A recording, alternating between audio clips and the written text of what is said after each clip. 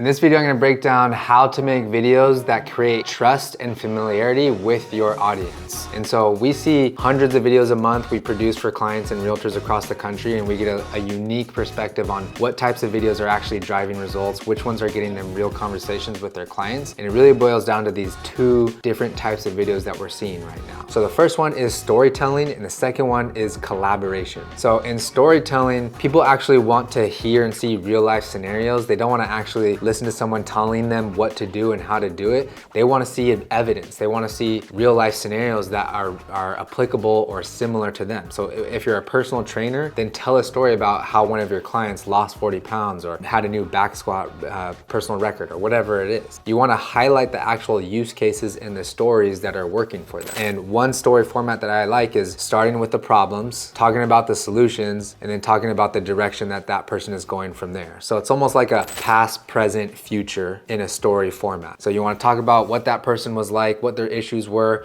what their background was, and that's going to create relatability in the story. And when you highlight the problem, that's going to create a little bit of the need, or again, more relatability for someone who shares that problem and wants a similar solution. And then finally, you can position how you helped them. You can talk about what you did and what steps you took in order to improve on that person's story. And that's essentially going to help the viewer feel like, again, they were watching something that they can relate to rather than being told how to do something. So that's storytelling. I highly recommend you think about how to flip everything in your content into a story. And one of the easiest ways to do that is actually just look at the list of your clients, look at the list of your past clients, and one by one, think about their story. What was their past? What was their problem? How did it actually help them solve or get a win? And then break that down into a piece of content. The second type of video is called collaborations. And I made a previous YouTube about this, but it's essentially you standing shoulder to shoulder with someone and having a short Q&A or interaction with them. If you think about the psychology of that, just having your face in the frame next to someone else's face in the frame is going to create association with. And if you're doing that with someone super popular or famous or known and liked by another audience, then them just seeing you in the same frame is going to create some degree of trust. And so if you're a local realtor, I think one of the best ways to do that is collaborate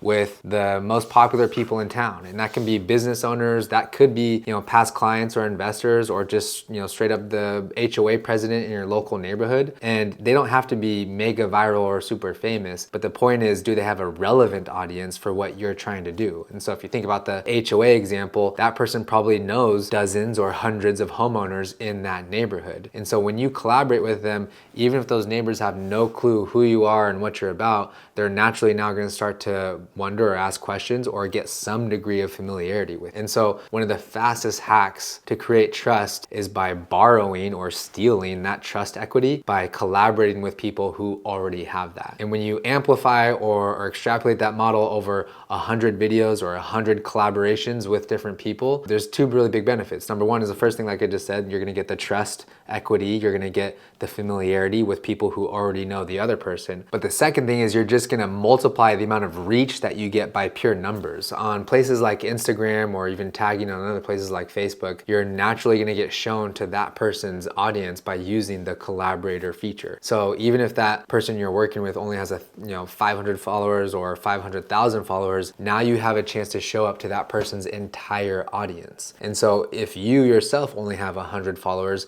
this is a hack to be able to get more reach on your content, get seen by more eyeballs simply by collaborating with other people.